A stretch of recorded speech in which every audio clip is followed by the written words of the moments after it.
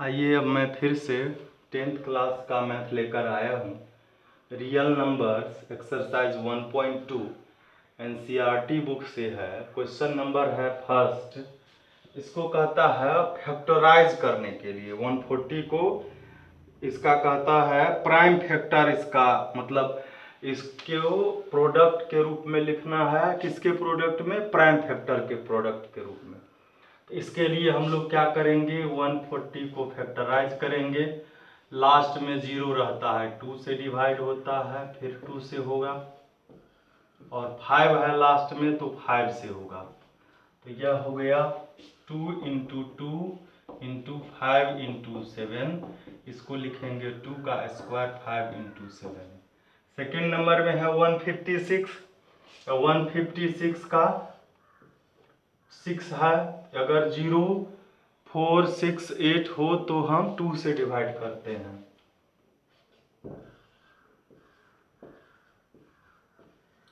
फिर 3 से इसको लिखेंगे 2 इंटू 2 इंटू 3 इंटू 30। तो इसको ऐसे लिखेंगे। ये तो है फर्स्ट नंबर के क्वेश्चन में यही है, प्राइम फैक्टर्स के प्रोडक्ट के रूप में लिखना है। तो हम इसको छोड़ रहे हैं, इसमें और 3 क्वेश्चन हैं, इजी ही है।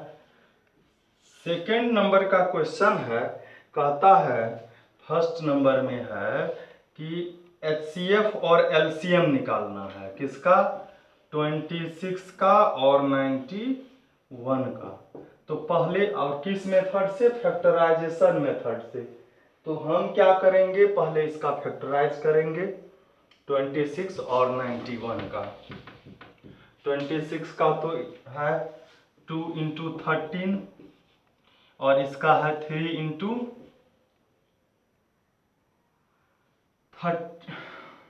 7 इंटू 13। अब एलसीएम क्या होगा? जो मिलता है वह, और जो नहीं मिलता है उसको भी मल्टीप्लाई करेंगे। जो मिलेगा दोनों में वह जितना बार मिल रहा है वही लिखेंगे। तो इसको जब हम मल्टीप्लाई करेंगे, अच्छा ये तो यहाँ 7 होगा ना, 7 होगा। इस सबको मल्टीप्लाई करेंगे हम तो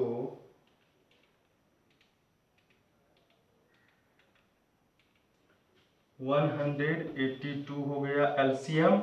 और एचसीएफ जो होता है, जो मिला दोनों में, कॉमन फैक्टर, वही होगा।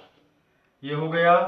अब इसमें ये तो निकालने के लिए कहता ही था, इसके बाद कहता था कि वेरीफाई करने के लिए इस दोनों का मल्टीप्लाई, एलसीएम और एचसीएफ का, एलसीएम और एचसीएफ का मल्टीप्लाई, और फिर इस दोनों नंबर के मल्टीप्लाई इक्वल होता है, यह वेरीफाई करने के लिए। तो पहले हम इस दोनों का मल्टीप्लाई निकालते हैं, एलसीएम इंटू एचसीएफ। तो ये है 182 इंटू 13। तो यह दोनों, इस दोनों का मल्टीप्लाई हो जाता है 182 इंटू 13। यह हो जाता है 2366। अब फिर हमको क्या निकालना है? इस दोनों नंबर का first number into second number. तो इस दोनों को जब मल्टीप्लाई करेंगे तो 26 इंटू 91, इसको भी मल्टीप्लाई करने पर इतना ही आता है। तो हम लोग लिख सकते हैं LCM into HCF is equal first number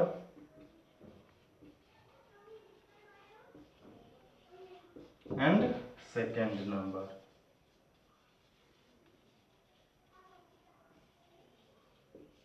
यही प्रूव्ड हो गया। अब इसमें 2 नंबर में भी 3 क्वेश्चन है, सेकेंड में है 510, ये भी इसी तरह से हो जाएगा, आप बनाएंगे।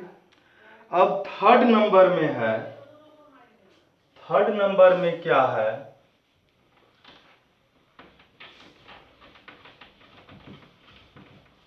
चूंकि आपके पास बुक अवेलेबल है इसलिए मैं सारा क्वेश्चन नहीं लिख रहा हूँ, सिर्फ बना रहा हूँ। क्वेश्चन है थर्ड नंबर में, find the LCM and HCF of the following integers by applying the prime factorization method। मतलब इससे पहले सेकेंड नंबर में सिर्फ 2 नंबर ही थे, इसमें 3 नंबर है, 12, 15 और 21, ये 3 नंबर हैं। इसका फैक्टराइजेशन 2 इंटू 2 इंटू 3 हो गया, इसका 3 इंटू 5 हो गया, इसका 3 इंटू 7 हो गया। अब देखिए इसमें HCF जो हम निकालेंगे, HCF क्या होता है, जो तीनों में मिलेगा वही हो जाएगा आंसर। और LCM क्या होगा, जो तीनों में मिला वह तो होगा ही, जो नहीं मिला तो नहीं, क्या मिला, 2 इंटू 2 इंटू 5 इंटू 7, ये जो नहीं मिला वह होगा आंसर, वह भी आएगा इसमें 420, ये एक आंसर हो गया। अब है इसी में 3 नंबर में और भी है, यही HCF और LCM ही निकालना है फैक्टराइजेशन मेथड से, और 3 नंबर हैं इसी तरह से, तो यह तो इजी ही है, आप बना लेंगे। 4 नंबर में क्वेश्चन है, इसमें गिवन है, given that HCF of 306 and 657 is equal 9, find LCM of 306 and 657। हम लोग इससे पहले पढ़े हैं, प्रूव भी किए हैं कि HCF into LCM is equal first number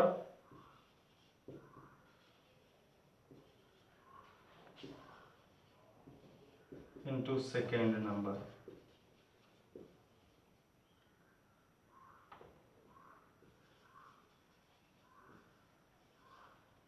जब हमारे पास ऑलरेडी HCF मालूम है, LCM निकालना है, LCM जब निकालना है तो HCF उधर आएगा,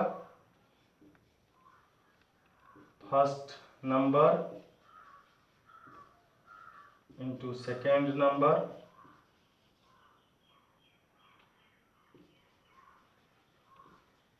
बाय यह HCF इधर आएगा, तो यह तो फॉर्मूला हो गया।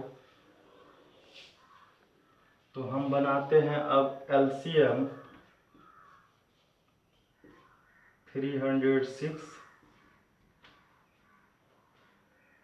एंड 657 का, तो first number into second number लिखेंगे, first number 306, second number 657 by क्या, HCF हमको 9 है, 9 से डिवाइड करते हैं इसको,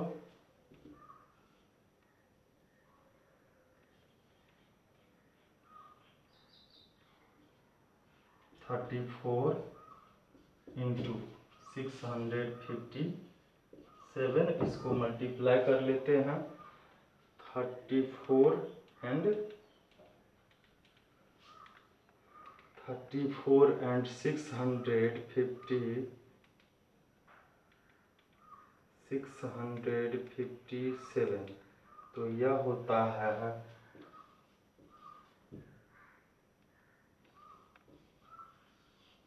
यही आंसर आ जाएगा। तो यही है थर्ड नंबर के क्वेश्चन में। फोर्थ नंबर के क्वेश्चन में बस यही ठो था। अब आइए जो 2-3 सवाल है वह बहुत ही इंटरेस्टिंग है और यह बोर्ड में बराबर पूछे जा रहे हैं।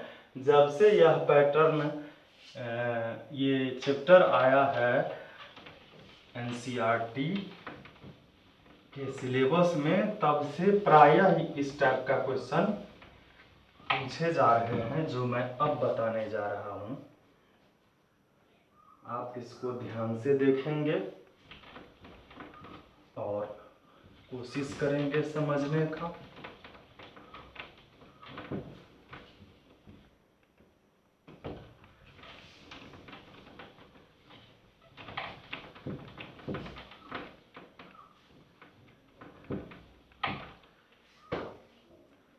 यह जो क्वेश्चन है अब यह है 5 नंबर का। 5 नंबर में कहता है check whether 6 to the power n can end with the digit 0 for any natural number। ये तो बुक होगा आपके पास। मतलब कहता है 6 to the power n को के अंत में जीरो हो सकता है। मतलब कोई नंबर है उस पर पावर है n, जैसे पावर 2 होता है, जैसे पावर 3 होता है। तो कहता है क्या इसका जो लास्ट डिजिट है वह 0 होगा। तो आइए कुछ हम एग्जाम्पल देखते हैं पहले, तब इस सवाल को हम सोल्व करेंगे। जिस नंबर में लास्ट में 0 है तो वह 10 है, 20 भी है, 50 है, 1000 है, 100 है, 150 है, ढेर सारा है। तो इसका हम फैक्टराइजेशन करते हैं 2 into 5, इसको 2 into 2 into 5, इसको 2 into 5 into 5, इसको 2 into 2 5 into 5, इसको 2 into 5 into 3 into 5, इसको हम ऐसे लिख सकते हैं 2 into 3, ऐसे लिख सकते हैं। ये तो ऐसे ही रहेगा। इसको 2 का स्क्वायर इंटू 5 लिखेंगे, इसको 2 into 5 का स्क्वायर लिखेंगे, इसको 2 का स्क्वायर इंटू 5 का स्क्वायर लिखेंगे, इसको 2 into 3 into 5 का स्क्वायर लिख रहे हैं। कुछ ऐसे भी नंबर लेते हैं जिसमें 0 नहीं है, जैसे 15 है, ये 3 into 5 है। उसके बाद हम लेते हैं 45, तो 3 into 3 into 5। और लेते हैं कुछ जैसे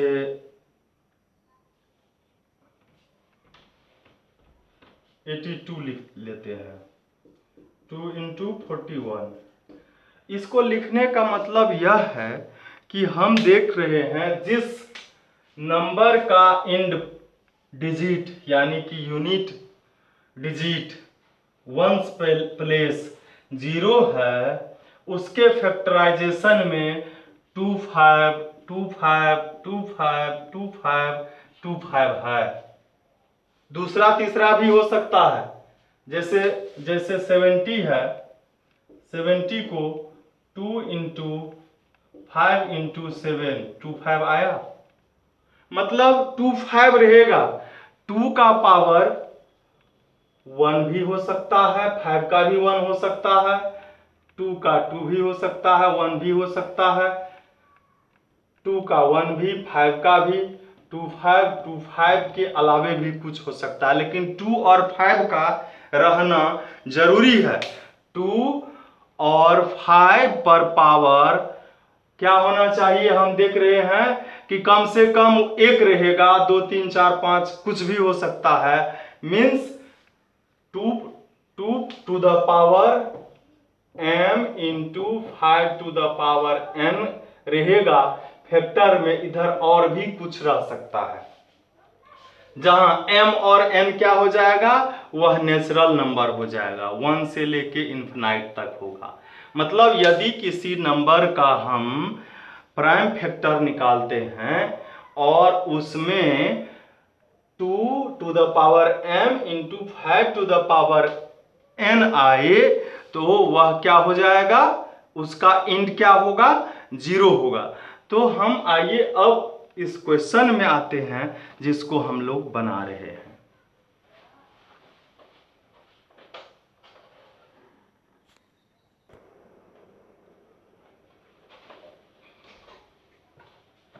तो हम अब इसको सोल्व करते हैं। दिया हुआ है check whether 6 to the power n can end with digit 0 for any natural number n। तो हम लोग जानते हैं क्या कि if 6 to the power n ends with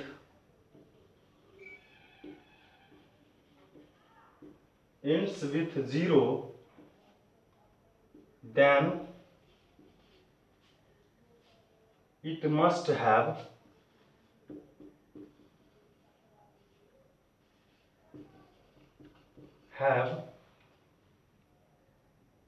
factor 2 to the power m into 5 to the power n।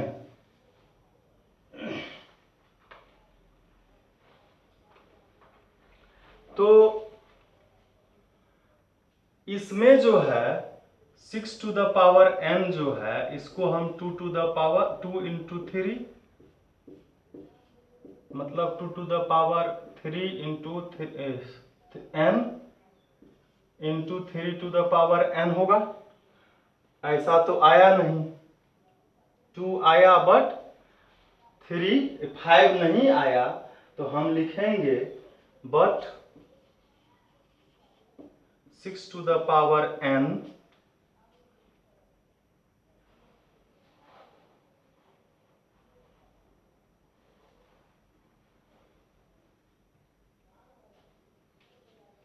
have only 2 to the power 3 n into 3 to the power n as a factor। तो जब इसमें ऐसा factor आ गया तो हम क्या लिखेंगे कि, और हम लोग जानते हैं कि किसी भी नंबर का जो फैक्टर होता है वह यूनिक होता है। हम लोग जानते हैं जो कि फंडामेंटल रूल है फैक्टराइजेशन का। उस रूल से हम लोग क्या लिखेंगे कि we know that the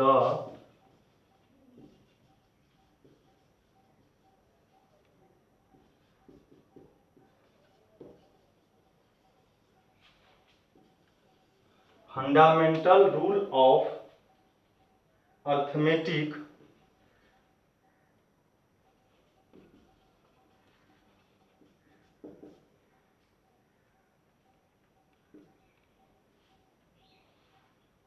that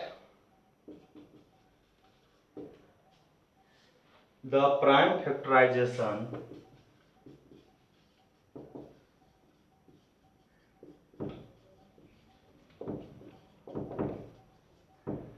prime factorization of each number is unique.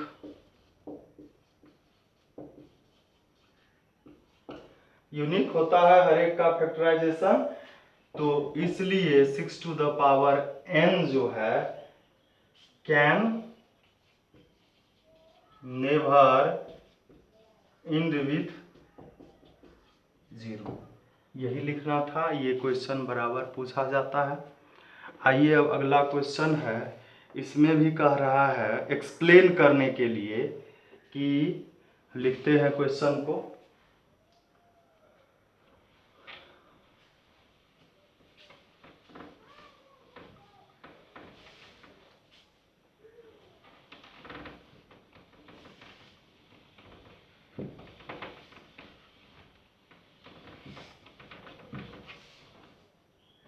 Question है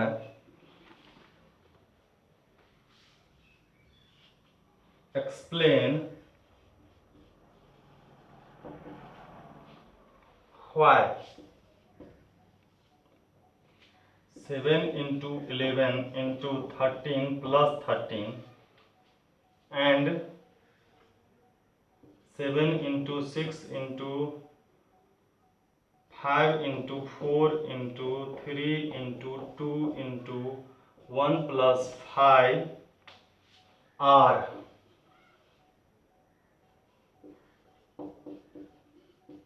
composite numbers। यहाँ पर दो नंबर है और कहता है एक्सप्लेन कीजिए कि ये दोनों कंपोजिट नंबर क्यों है। तो हम लोग जानते हैं प्राइम नंबर और कंपोजिट नंबर। प्राइम नंबर क्या है? प्राइम नंबर हम लोग देखे थे कि फैक्टराइजेशन जो किए थे कि 2, 3, 5, 7, 11, 13 ये सब क्या है? प्राइम नंबर है। और कंपोजिट नंबर क्या है? 4 है, 6 है, 8 है, 9 है, 10 है, 12 है। मतलब जिस नंबर का फैक्टर 1 और उस नंबर को छोड़ करके कोई तीसरा हो तो वह क्या है? कंपोजिट नंबर है। इस 2 का फैक्टर कौन है? 1 और 2 है। 3 का कौन है? 1 और 3 है। 5 का क्या है? 1 और 5 है। 7 का क्या है? 1 और 7, 1 और 11, 1 और 13। लेकिन 4 का क्या है? 1, 2, 4। 6 का क्या है? 1, 2, 6, 3, 6। 8 का 1, 2, 4, 8। एवं प्रकार से इसमें सिर्फ दो ही फैक्टर है, एक तो 1 है और वो एक स्वयं है, सेल्फ है। इसमें उसके अलावे भी है। तो हम लोग समझ गए कंपोजिट और प्राइम फैक्टर, प्राइम नंबर और कंपोजिट नंबर। तो आइए अब यह जो नंबर है, यह जो नंबर है 7 into 11 into 13 plus 13, इसको या तो हम यहाँ मल्टीप्लाई करेंगे, ऐड करेंगे, फैक्टराइजेशन करेंगे, लेकिन इस दोनों में हमको 13 कॉमन आ रहा है। तो बचा क्या? 7 into 11 और प्लस यहाँ 13 में से 13 कॉमन लिए 1। ये 13 और ये हो गया 77 प्लस 1 78। इसको हम लिख सकते हैं 13 इंटू 78 का भी फैक्टराइज हम कर सकते हैं।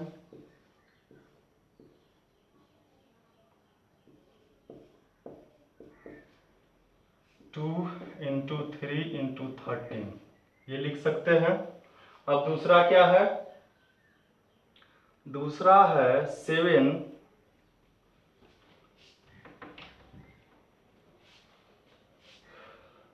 7 into 6 into 5 into 4 into 3 into 2 into 1 plus 5। इसमें भी 5 कॉमन होगा, ये और ये 5 कॉमन होगा तो 6 इंटू 7 इंटू 6 इंटू 5 कॉमन हो गया 4 इंटू 3 इंटू 2 इंटू 1, और ये 5 में से 5 कॉमन ले लिए 1, ये हो गया 5। वैसे हम इसको अगर मल्टीप्लाई नहीं भी करते हैं, हम इसको इतना तक ही छोड़ देते थे, तो यह जितना नंबर है एक फैक्टर वो हो गया, दूसरा वो स्वयं है, एक 1 है, और 5 भी हो गया, ये भी हो गया। तो ऐसे ही हम इसको कह सकते हैं कि यह कंपोजिट नंबर है।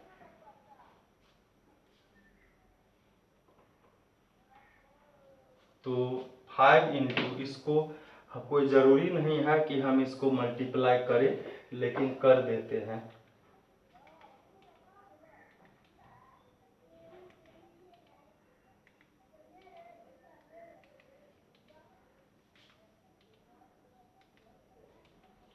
ये होता है 1008 प्लस 1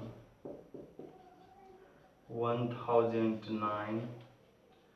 तो ये भी फैक्टर के रूप में आ गया। तो हम लिखेंगे कि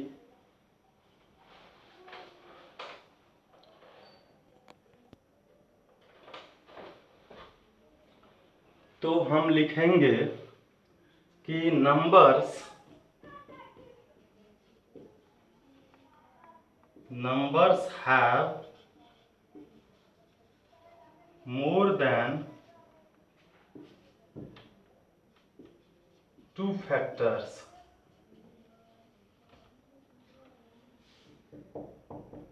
तो लिखेंगे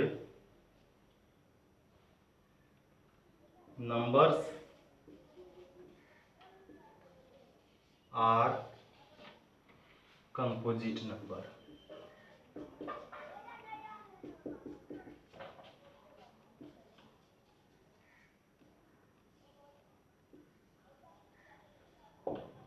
यही हमको एक्सप्लेन करना था।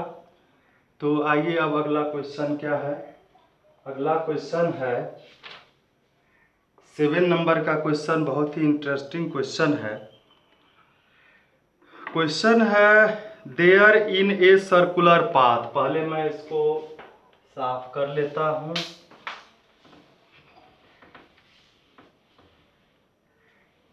एक सर्कुलर पाथ है, रास्ता है, जिसके चारों ओर चक्कर लगाना है। 2 चक्कर लगाने वाले हैं, एक है सोनिया और एक है रवि। सोनिया इस सर्कुलर पाथ के एक राउंड लगाने में 18 मिनट लेते हैं। कौन? यहां से स्टार्टिंग पॉइंट है, और स्टार्ट कौन करता है? दोनों सेम टाइम में स्टार्ट करता है। सोनिया 18 मिनट और रवि 12 मिनट लेता है। तो कहता है suppose they both start at the same point. Same point से स्टार्ट किया, एंड द सेम टाइम में भी और सेम पॉइंट से भी स्टार्ट किया, and go in the same direction. Same direction में भी दोनों जा रहा है, सेम डायरेक्शन में जा रहा है। तो after how many minutes will they meet again at the starting point. अब देखिए, दोनों चालू किया। एक जो है बहुत फास्ट दौड़ रहा है, एक स्लो दौड़ रहा है। जो स्लो दौड़ रहा है वह फास्ट दौड़ने वाले से अधिक समय लगा रहा है। मान लीजिए कि यह फास्ट वाला एक चक्कर लगा लिया, दूसरा यही है। फिर फास्ट वाला जब दूसरा चक्कर लगाया तो वो यहाँ आ गया। एवं प्रकार से एक ऐसा समय होगा जब दोनों यहीं पर मिलेगा। तो वो समय कब होगा? कौन सा समय होगा?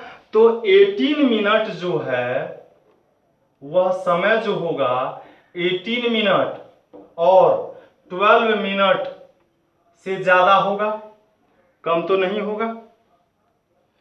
तो ज्यादा जब होगा तो वह नंबर वैसा नंबर होगा जिसमें इस दोनों से डिवाइड होगा, और वह नंबर कौन होता है? वह एलसीएम होता है। एचसीएफ जो होता है वह इस दोनों नंबर से या तो दोनों से कम होगा या जो छोटा है उसके बराबर होगा, लेकिन एलसीएम जो होगा इस दोनों नंबर से या तो बड़ा हो सकता है या जो बड़ा नंबर है उसके बराबर होगा। तो जब इस दोनों नंबर से बड़ा होगा और इस दोनों से डिविजिबल होगा तो वो एलसीएम होगा। आइए हम लोग एलसीएम निकालते हैं।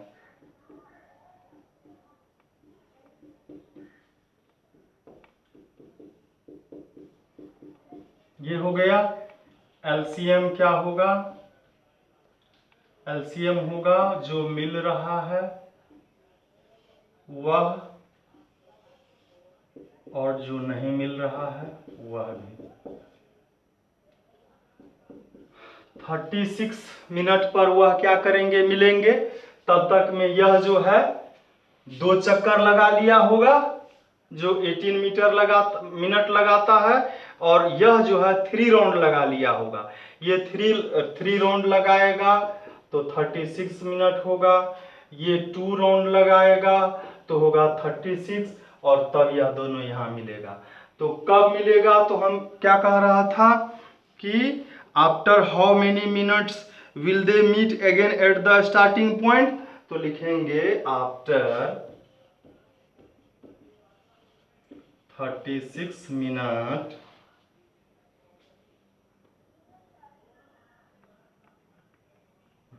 दे विल, या ऐसे लिखते हैं, दे विल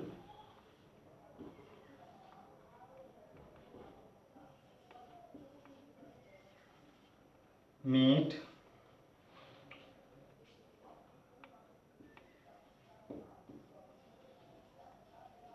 again